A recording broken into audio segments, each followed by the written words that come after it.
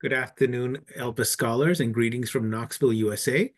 My name is Professor Akram Fazier, and I'm going to be giving a presentation to you today titled Input, Throughput, and Output Legitimacy, Grounds for a Legislative Response to the Loper Bright v. Raimondo U.S. Supreme Court case that reversed what we know as Chevron deference here in the United States.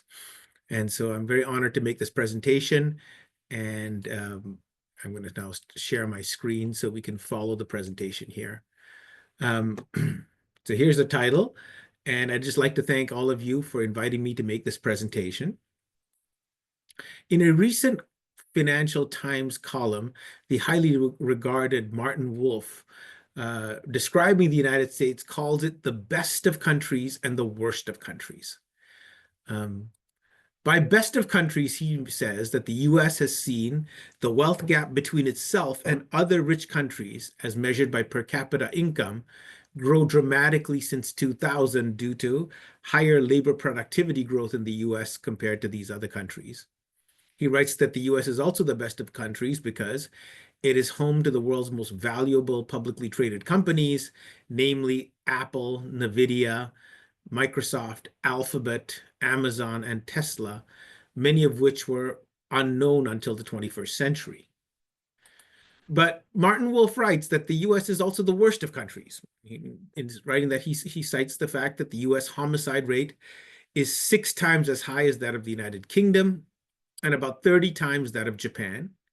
Its maternal death rates are dramatically higher than any rich country, right?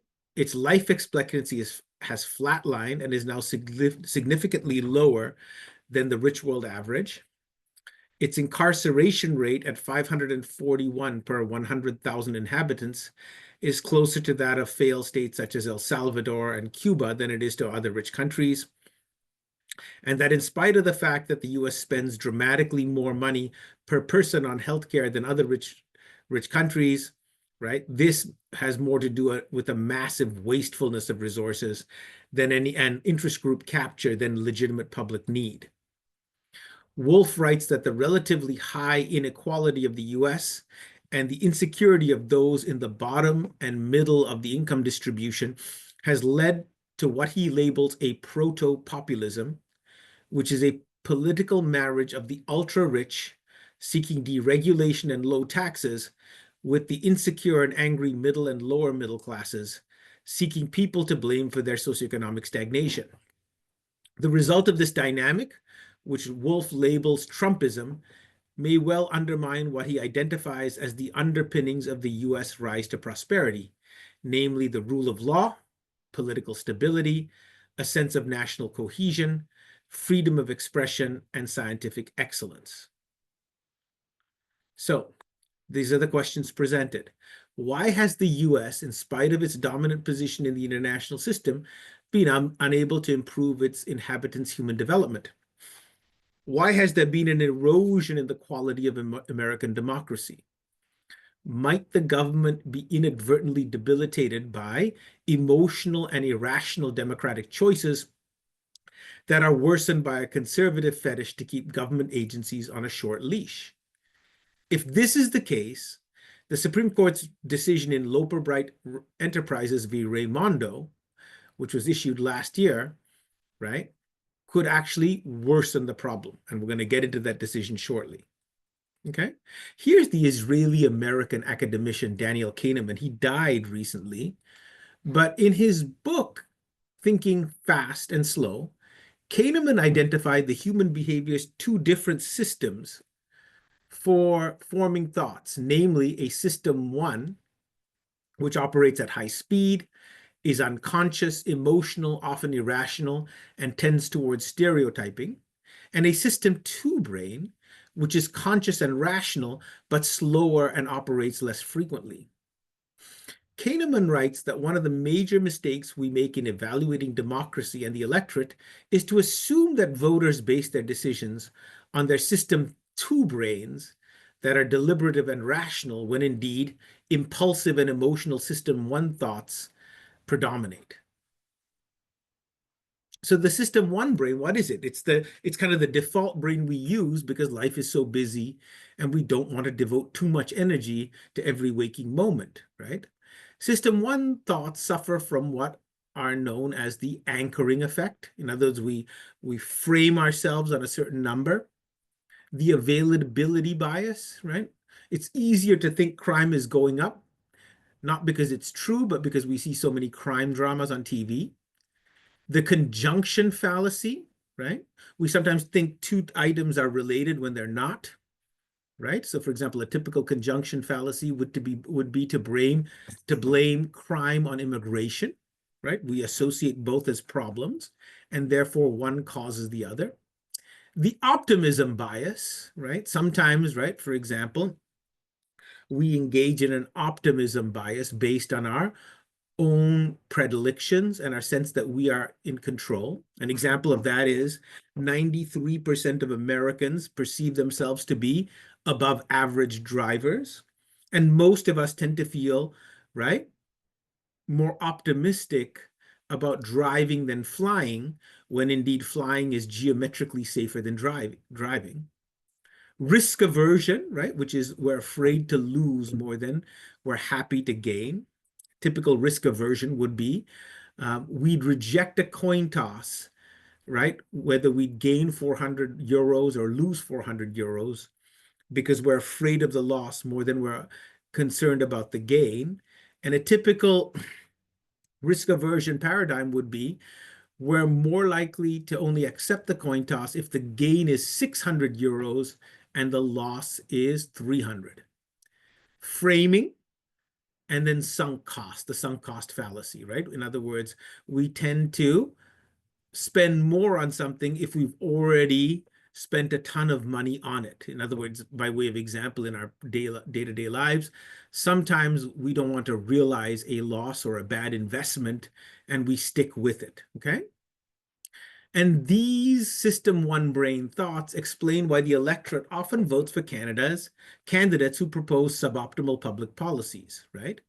And our decision-making has evolved to disproportionately fear the unknown, including foreigners. And for most communities, we struggle with the collective action problems requiring cooperation beyond the immediate group.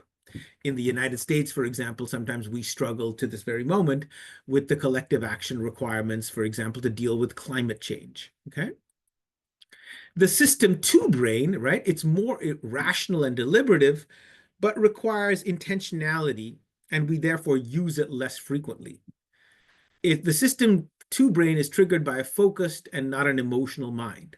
Here's an example of how the system two and system one brains might operate, right? Let's say I asked you a question. Two numbers total 110. What are they if the difference between them is 100? Our instinctive system one brain is going to give the answer 110 and 10. But that is wrong because 110 and 10 total to 120.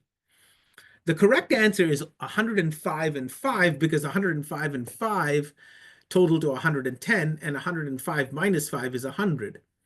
But most people get that answer, respond to this question incorrectly because we tend to be using our system one brains, not the system two brains. But just about all of us would get the question right if we were seated and focused in responding to it, okay? So system one and system two brains is applied to public policy and government, okay? Elections and legislation, let's be honest, tend to be highly emotional, time-constrained, and stressful. They therefore tend to use our system one brains in the election and legislative process, okay? Okay. Agency regulation, or secondary legislation, as you call it in Europe, undertaken by government bureaucracies that are given a longer leash and timeline to arrive at administrative rules, right, tend to be based on system two brains because the agencies are using their longer leash and professionalism to elaborate upon these rules. As such, government systems that grant more deference to agencies will likely do better in terms of human development and public policy elaboration. By contrast, keeping agencies on too short a leash could be problematic, okay? So Loper Bright Enterprises v. Raimondo, this was issued last year by the US Supreme Court.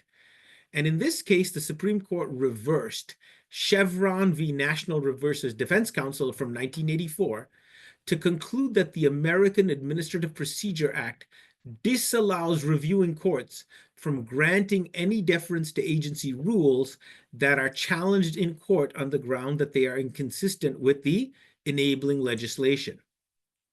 Recall that Chevron was a Supreme Court decision that required agencies, right, to do so, in other words, defer to ambiguous agency rules, because agencies can more flexibly interpret and reinterpret statutes, because agencies are more democratically accountable than reviewing courts, and because agencies have more interstitial expertise than do courts, okay?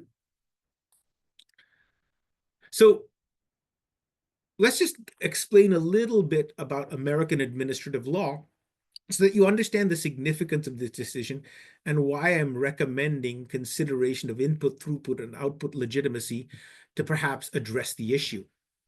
So US administrative law was relatively unsophisticated at the country's founding, with agencies typically relying upon lawsuits to enforce congressional statutes.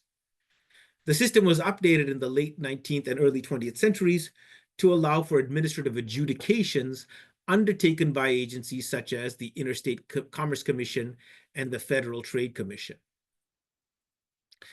The US Administrative Procedure Act was signed into law by President Truman in 1946 at the tail end of Democratic Party hegemony, and it represented a compromise between New Deal enthusiasts whose focus was on increasing government social welfare capacity and separation of powers purists who sought incorporation of checks and balances, transparency, and due process into the administrative state, okay?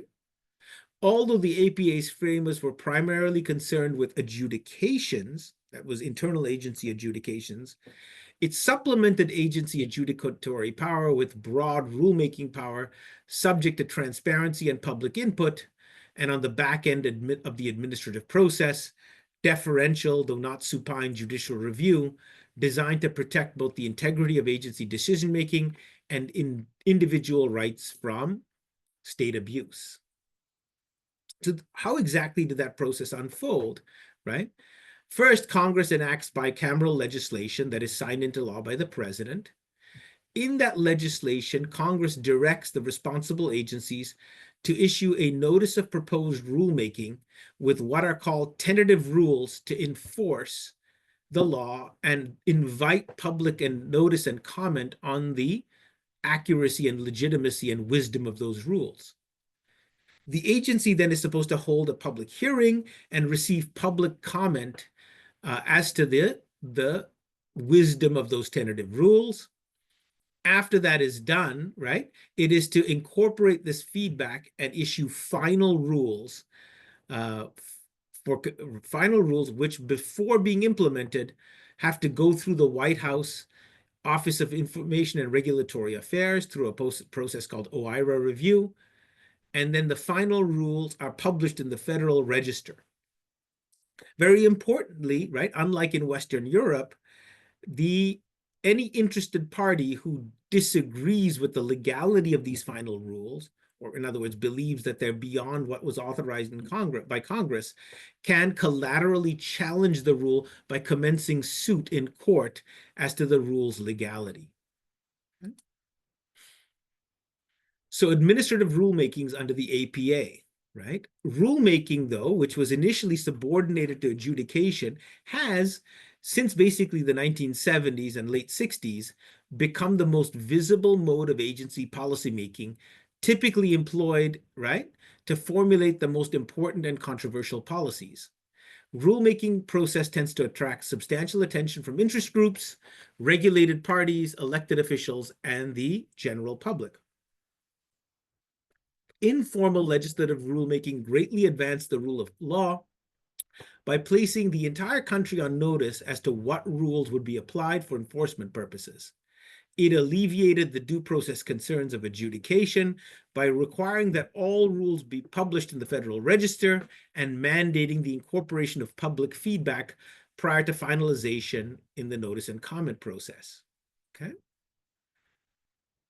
Rulemaking started becoming more controversial due to divided government, starting with the Nixon administration in 1969, with Republican presidents usually controlling the White House and Democrats controlling Congress. This called into question the legality of the rulemaking discretion afforded a presidential administration under both the Take Care Clause of Article 2 and the Administrative Procedure Act in situations where a sitting president is disinclined towards duly enacted law, and his agency heads are encouraged to water down administrative enforcement in the rulemaking process. The obvious issue confronting reviewing courts was whether deference should be afforded agency rulemaking where the authorizing legislation is ambiguous. Okay? Now, this, in a pre-APA case that went to the Supreme Court called Skidmore v. Swift, it was adjudicated, and the opinion was enunciated by Supreme Court Justice Robert H. Jackson. You all would be familiar with his name because he subsequently became chief war prosecutor at Nuremberg, allied prosecutor at Nuremberg.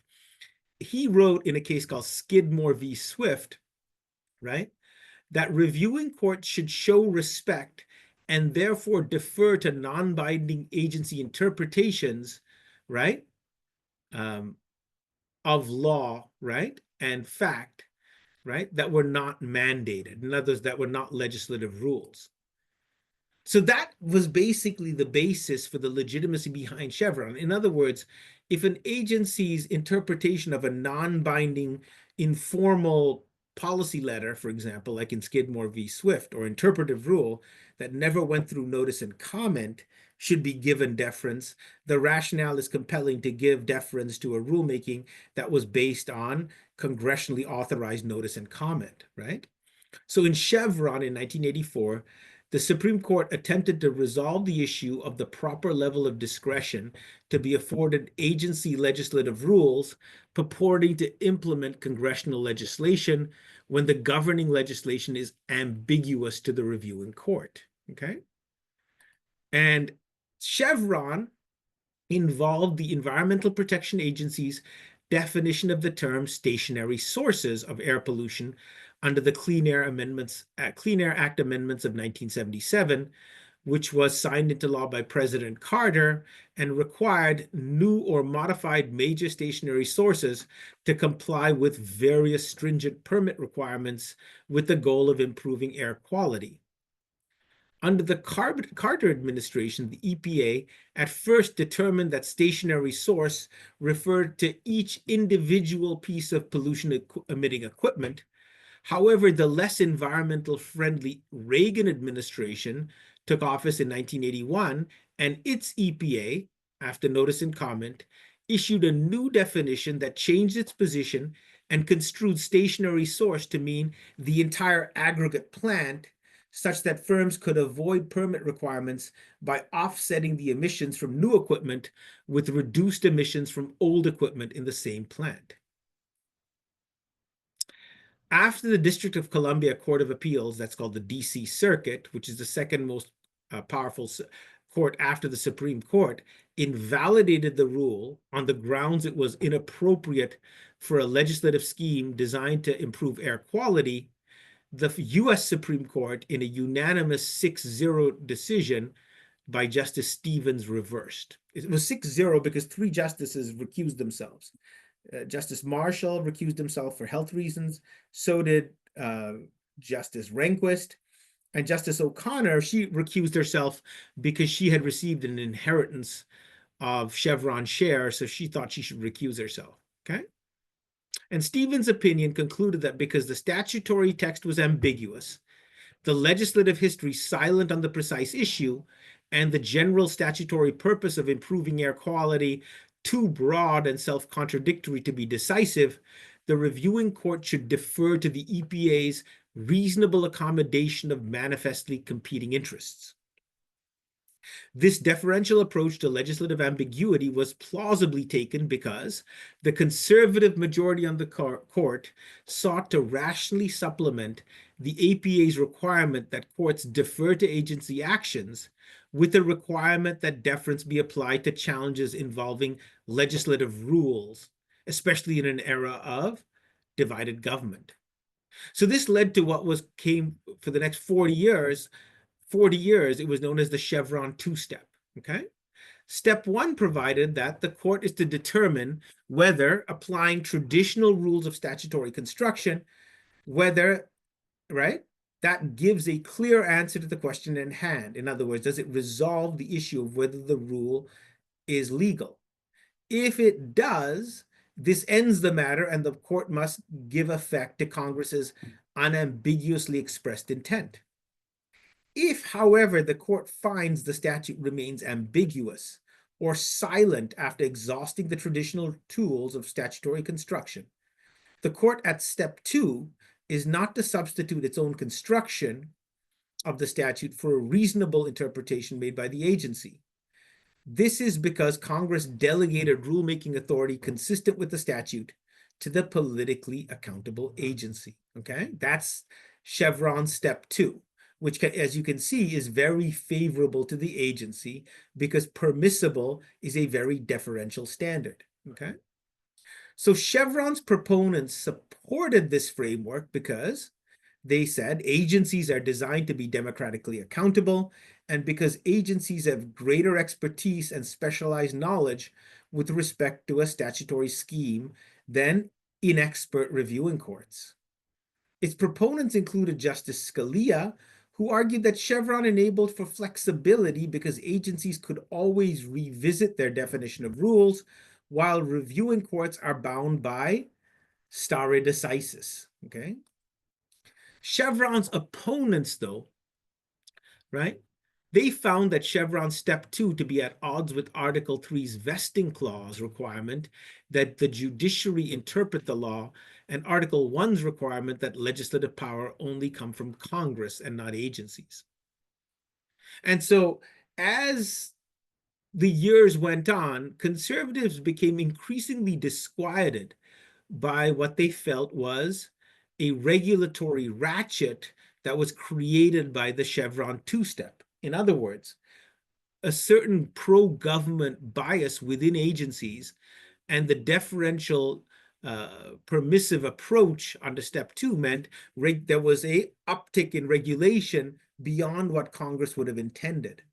As a result, the Supreme Court, without reversing Chevron, applied what was called major questions doctrine for many years. Major questions doctrine provides that reviewing courts should not grant any deference to agency rulemakings of central relevance to statutory schemes of major economic and political significance.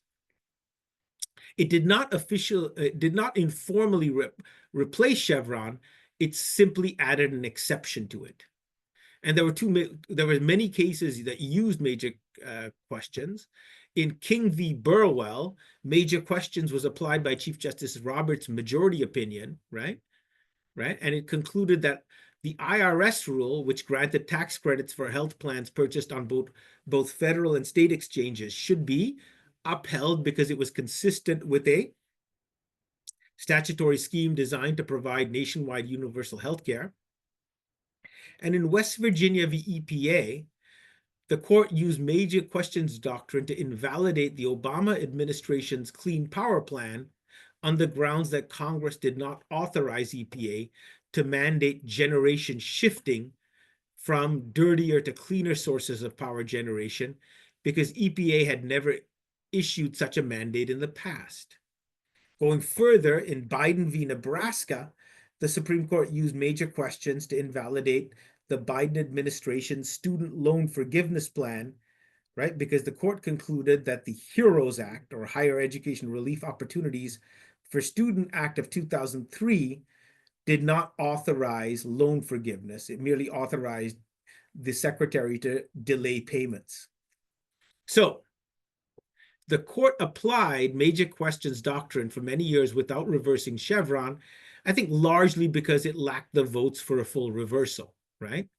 The court's liberal justices, right, were all supportive of Chevron. And the truth is, both Justices Scalia and Kennedy, two conservatives, are also equivocally supportive.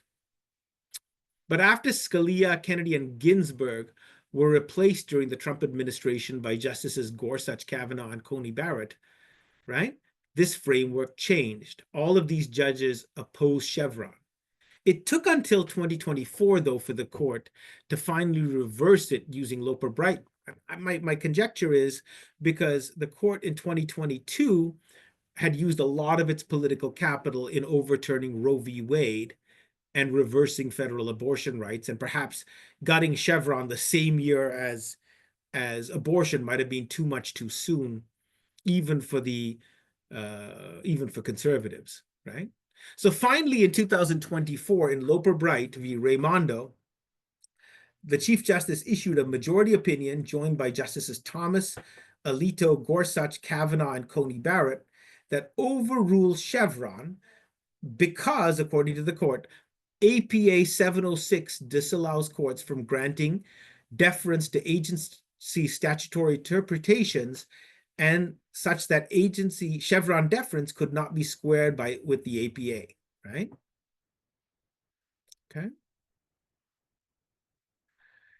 And so here's the APA 706, right? It says, to the extent necessary, right, to decision and when presented, the reviewing court shall decide all relevant questions of law, interpret constitutional and statutory provisions, and determine the meaning or applicability of the term agency action. It says the reviewing court shall hold unlawful and set aside agency actions, findings, and conclusions of law found to be arbitrary, capricious, and abuse of discretion, or otherwise not in accordance with the law. And you see the full list. What the Chief Justice is saying in Loper Bright is, it doesn't say set aside agency actions, findings, conclusions, and rules found to be. In other words, the word rule is lacking there. And therefore, he's saying the APA doesn't allow for deference to agency rules. That's, I think, a very dubious supposition, especially because you could well argue that a rulemaking process is part of an agency action. And if you saw, for example, in Skidmore v. Swift, there already was a framework of deference to agency, right, agency rules at that time. And that explained Justice Kagan's dissent, right? And she supports her dissent, saying that actually Chevron is necessary, and this is what she says. She writes that agencies have greater competence to resolve statutory ambiguity consistent with legislative intent as compared to reviewing courts. I think that's true. She disputes the Chief Justice's claim that the APA disallows deference to agency rules when that was evident in the Skidmore case. She also argued that Chevron had been in place already for 40 years. So by what, stare decisis calls for stability in the law, and that calls for leaving Chevron in place.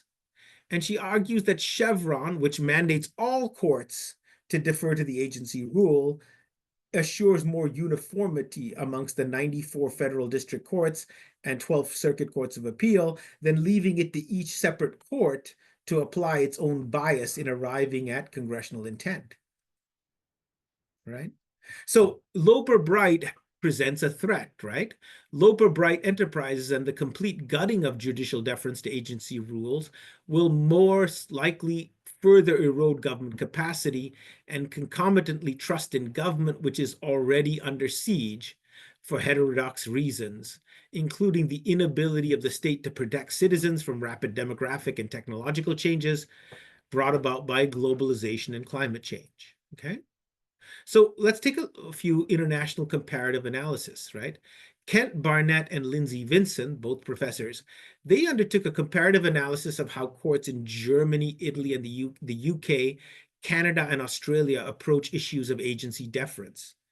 They write that their comparative review evidences that while Chevron-type deference is not inevitable because only one of these 5 countries has something analogous to Chevron, each uses some form of agency deference while purporting to strike a balance between judicial deference to administrative bodies and the need for transparency and accountability.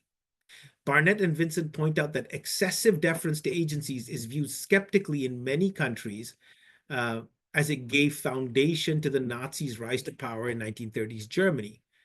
As such, Western Europe's largest country in terms of population and economic output, Germany applies a much more limited two-step deference doctrine that only applies to technical, scientific, or economic matters that the legislature has definitively delegated to the agency.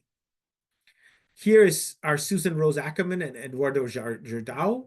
Eduardo Jordão is a professor in Brazil, a highly regarded professor, and Susan Rose Ackerman may well be the most highly regarded American comparative administrative law scholar, and she's at Yale Law School. Jordão and Akram focus on the administrative approaches taken by the US, Canada, France, and Italy. They write that one key difference between the US and Canada, France, and Italy is that the US is unique in being characterized by divided government and separations of powers that in turn complicates any attempt to revisit the judicial invalidation of a legislative rule, right? Canada, France, and Italy lack any means for judicial review of agency rulemakings and only for judicial review of administrative adjudications. In both France and Italy, but not Canada, that is done by specialized administrative courts that the US lacks as well, okay? Canada, right, a country, according to Jordão and Rose Ackerman, that has systematically achieved higher living standards than the US despite lower income levels and higher tax rates, is lauded for having settled on a workable and highly deferential form of judicial review of agency adjudications. Bearing in mind, as we said before, it lacks a means of incorporating public input into proposed rules or a means of collaterally challenging the rule legality before implementation, okay? With respect to Italy, right, they write that Italy has no means of challenging general rules as in the US for lack of justiciability. With respect to adjudications, Italy's system of administrative review is an aggressive form of review that leaves little room for consideration of administrative policy choices. This is largely because judicial deference to agency determinations as a distinct legal concept is alien to European civil law tradition. Italy has rejected judicial deference to agency statutory interpretations for agency adjudications. Perhaps as a result, you could argue Italy has, more so than other Western European countries, struggled with some form of socioeconomic stagnation. It has had a more successful far-right and authoritarian political movement and has seen some rule of law backsliding. With respect to France, they write, French courts usually claim legitimacy to interpret ambiguous statutory terms on the grounds that such concepts are legal because they are in the statutory text. Both democratic legitimacy and deference to expertise play a comparatively less pronounced role in French judicial review of administrative actions. The Conseil d'État review rejects the idea that expert administrators are acting based on delegated authority, and its decisions rely on extremely pithy language that impose unexplained legal conclusions that make bare-bone reference to legal text. Conseil d'État decisions are also secretive, lack any provision for a dissent, and fail to address opposing arguments or explain why its reasons are superior. More so than in Canada, Jordão and Rose Ackerman write, the US or Italy, French government in the Fifth Republic has become increasingly Bonapartist, especially under President Macron, right? And policy changes are increasingly implemented by decrees and ordinances that are not subject to judicial challenge. In such cases, the Conseil d'État provides advisory opinions by reviewing draft secondary legislation from both executive departments and independent agencies before implementation, and these decisions tend to be very narrow and are typically kept secret. In other words, in a strange way, the Conseil d'État's review of French executive branch agency regulations is somewhat akin to OIRA review in the United States. Jourdau and Rose Ackerman write that the specialized administrative tribunals in Italy and France may not raise the same concerns as stringent judicial review by generalist courts in Canada and the US. However, their research evidences that these tribunals are no stronger than those of ordinary courts in Canada and the US and are poorly adapted to address technically complex or politically sensitive issues. Although US courts have historically deferred to agency rules and adjudications, judicial review of substance in the US as compared to Italy and France is problematic because US courts scrutinize consistency between agency rules and statutes in areas such as health, safety, and financial standards, while lacking expertise to do so. In France and Italy, review of rules and regulations is less common, but this means major policy initiatives are not reviewed at all, while individual decisions of less overall importance obtain stringent oversight. Right? Here is Professor Maciej Bernat at the University of Warsaw in Poland. He writes that the challenge for legislators, regulators, and judges is to build a model of judicial review to guarantee effective judicial control of administrative agencies while preserving the characteristics of expert administrative agencies that aid in the efficient function of the democratic state. Okay? His recommendation is to arrive at a model of judicial review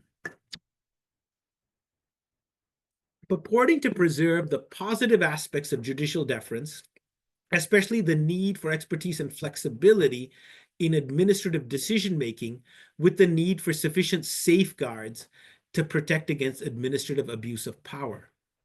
Under his three-pronged approach, greater deference should be afforded the agency in situations where due process guarantees are provided in the administrative phase of proceedings. Administrative decision makers are impartial, with greater deference afforded the agency in situations involving an adversarial rather than an inquisitorial adjudication. And the agency possesses an established expertise in the field. For example, both the European Commission and the US FTC have legal and economic expertise in competition rule enforcement. So that's what Bernat's recommendation is. I somewhat take a minor disagreement with him in that I don't believe we get the full benefits of administrative state enforcement when we give the greatest deference to adversarial adjudications as opposed to legislative rulemakings. But I think it's a very thoughtful analysis he makes. Vincent Martinet, and Martinet is the dean of the law school at the University of Lausanne in Switzerland. He writes that judicial deference to agency statutory administration may be regarded as a pragmatic and realistic way of allocating limited resources and of dealing with the asymmetry of non-legal expertise amongst administrative bodies and courts. He writes that as long as certain conditions are met to protect against an overweening state, the separation of powers is not endangered, and judicial deference in statutory interpretation cases may be described as oil in the complex machinery of checks and balances because the legislature retains the final say. Martinet recommends that in situations where, one, a statute allows for a margin of interpretation, the administrative statutory interpretation remains within this margin, the applicable constitutional, statutory, or other constraints do not preclude judicial deference, then the courts must defer, provided the interpretation requires non-legal expertise, and the administrative body has greater expertise in this area, and the legislature was or should have been aware of this asymmetry. At the end of the day, Martinet, in other words, Dean Martinet, is calling for adoption of something akin to Chevron's two-step in agency adjudicatory review, right? So a comparative analysis of other mature democracies demonstrates that all mature democracies have different approaches to the judicial deference issue, but all tend to require some deference to agency adjudications. And those that have performed well in respect to the rule of law, such as Canada, Portugal, and Germany, grant some deference to agency rules, while those that have performed less well, such as France, Italy, and the UK, explicitly reject agency deference. It also reveals that the US is the only mature democracy with public input into the elaboration of agency rules via notice and comment, and which allows for collateral challenges to agency rules before rule implementation.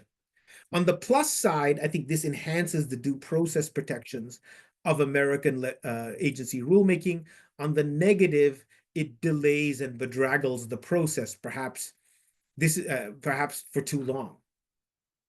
Now, here's Fritz Scharf of the Max Planck Institute, and he's, of course, brilliant, and he first enunciated the concepts of input and output legitimacy. And here's the American scholar Vivian Schmidt at Boston University, and she first enunciated the idea of throughput legitimacy. Okay, so what am I getting at here? What I'm getting at here is the reality is that support for government institutions, democracy, and the rule of law tends to correspond with governments that succeed in improving human development metrics such as material living standards, education levels, healthcare quality. So, for example, Germany, Australia, Canada, New Zealand, and the Scandinavian countries, right? They have done very well in terms of the quality of their government and support for the rule of law, because these states have done a good job, right, under these metrics. At the same time, democracy and the rule of law requires agencies to be, let's be honest, kept on a leash and operate transparently. This is input legitimacy, or the governance system's responsiveness to public preferences through public participation in the deliberative production of laws and rules. Finally, throughput legitimacy accrues to the quality of governance processes as established by their efficacy, accountability, transparency, inclusiveness, and openness as inputs are translated into outputs, right? So support for democratization of the rule of law, much more so than is often acknowledged or appreciated by courts in their jurisprudential approach to evaluating agency actions, is input and output legitimacy, concepts first enunciated by Fritz Scharf, and throughput legitimacy later elaborated upon by Schmidt. They are designed to supplement purist readings of the proper separation of powers with a pragmatic one that recognizes legitimacy provides, quote, a reservoir of support for institutions and authorities, unquote, to increase government capacity to implement policy. In Scharf's framework, right, input legitimacy flows from the governance system's responsiveness to public preferences through public participation in the deliberative production of laws and rules. As such, the EU is seen to have low input legitimacy because citizens do not directly participate in the legislative process, and the directly elected European Parliament lacks power to initiate legislation. While in national politics, policy choice is structured by partisan electoral conflict, EU policymaking occurs through competition amongst national and EU-level bureaucratic interests, a situation that Schmidt characterizes as policy without politics. Moreover, EU institutions lack a constructive precondition of regime support, a pan-European political identity that can compete with national identities. For purposes of this piece, input legitimacy is enhanced not only by clear statutory authorization for the rule at issue, but by the agency's use of public feedback, such as APA notice and comment, or other forms of public consultation. Output legitimacy, by contrast, is concerned with positive policy performance, construed as the impacts that policies have on society. Scharf posits that government derives legitimacy from its capacity to solve problems requiring collective solution.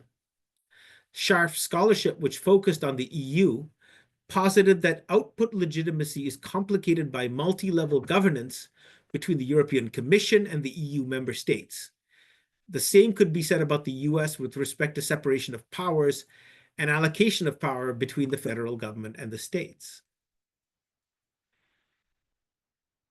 Throughput legitimacy accrues to the quality of governance processes as established by their efficacy, accountability, transparency, inclusiveness, and openness, as inputs are translated into outputs.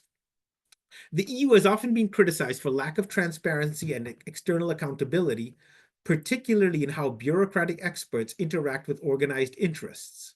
Okay?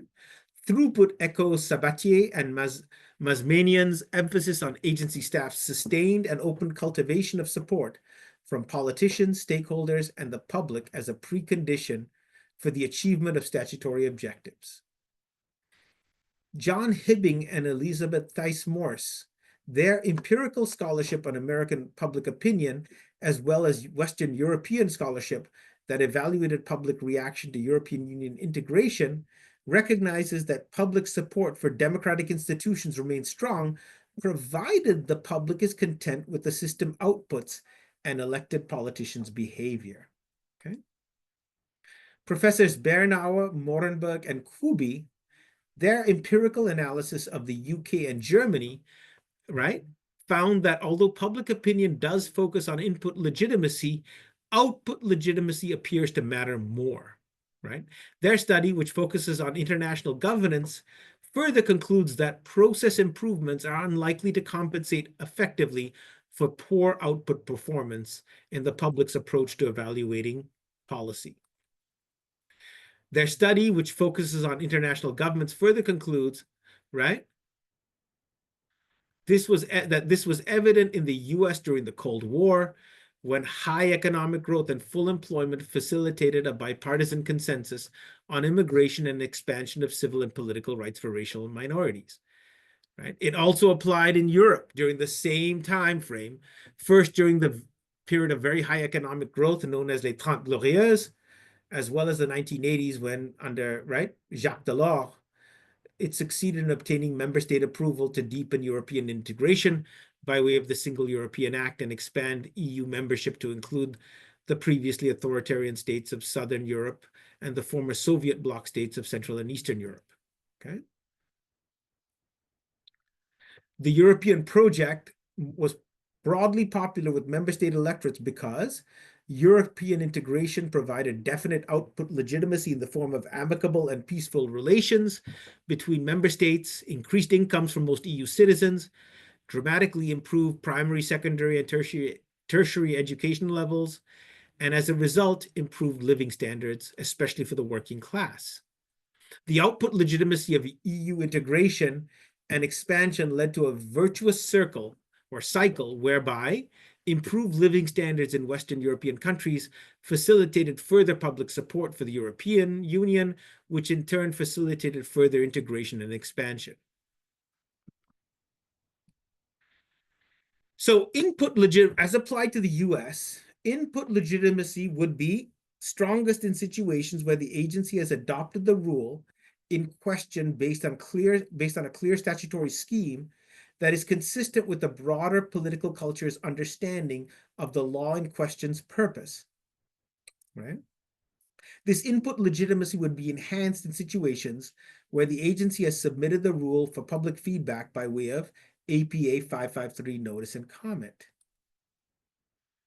Throughput legitimacy, in turn, could be demonstrated by agency accountability, transparency, inclusiveness, and openness to counterfactually consider proposed alternatives, including how the final rulemaking incorporated the received public comments in the final rules.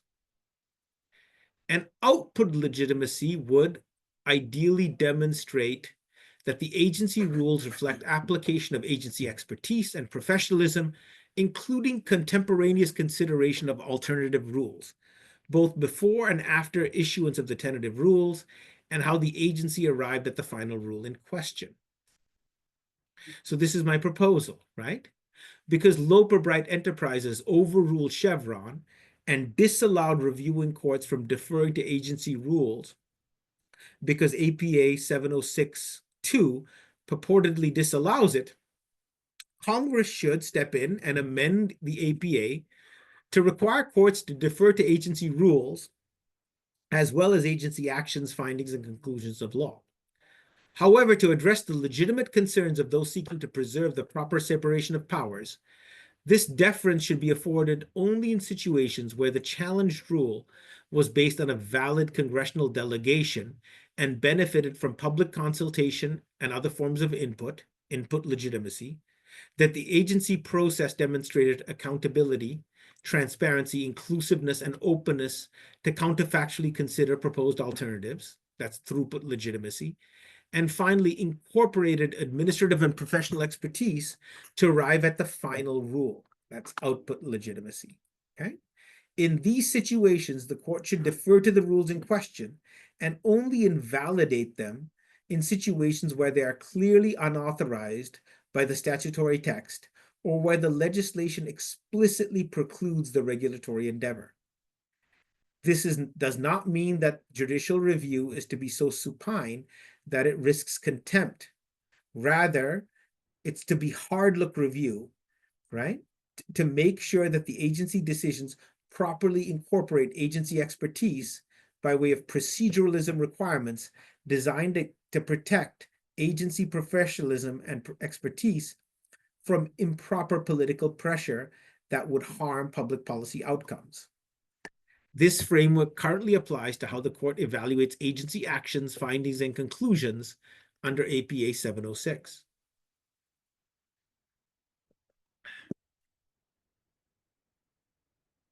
So Congress should amend APA 706-2 such that to require courts to defer to agency rules as well as agency actions, findings, and conclusions. And once again, judicial deference should be afforded only in situations where the challenged rule was based on a valid congressional delegation and benefited from public consultation and other forms of input, that the agency process demonstrated accountability, transparency, inclusiveness, and openness to counterfactually consider proposed alternatives, and finally, incorporated administrative and professional expertise to arrive at the proper result, output legitimacy, okay? My rationale for this is that support for democracy and the rule of law is eroding, especially in the United States, but it's eroding throughout the rich world due to a loss in state capacity to address the electorate's public policy concerns, right? And the perceived economic stagnation of the sort of middle to lower middle class. Agencies are democratically legitimate means of empowering the state to address human development, and deference should be afforded agencies to do so. My thesis is corroborated by a comparative analysis of other mature democracies and draws on non-legal scholarship that is comparative in nature, okay?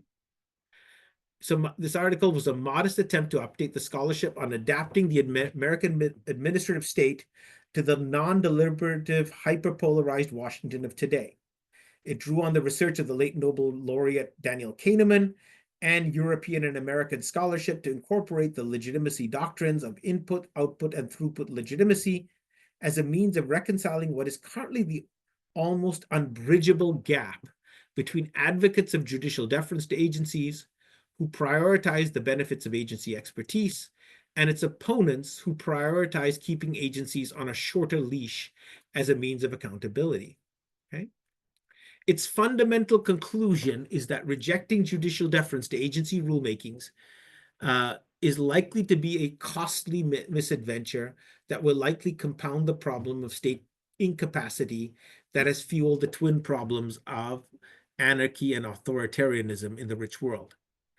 A plausible means of reconciling this divide is to apply a resuscitated form of agency deference that protects against the authoritarian temptation by requiring the agency rulemaking process to conform with the legitimacy doctrines of input, throughput, and output legitimacy in situations where deference is sought from a reviewing court.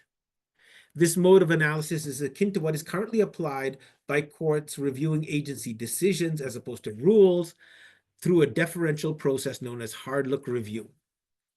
Applying this framework to the judicial evaluation of rulemakings will ideally help enhance U.S. government capacity, improve living standards, and protect the rule of law. So thank you very much for listening to me. With great affection to all of you uh, throughout Europe. And I would just say that notwithstanding what's been happening in the news lately, I think the vast majority of Americans hold all of your countries in exceedingly high esteem and owe a great debt of gratitude to all of you in Western Europe for all you have done in terms of law, the rule of law, and what you continue to do for the broader globe. Thank you so much. Bye-bye.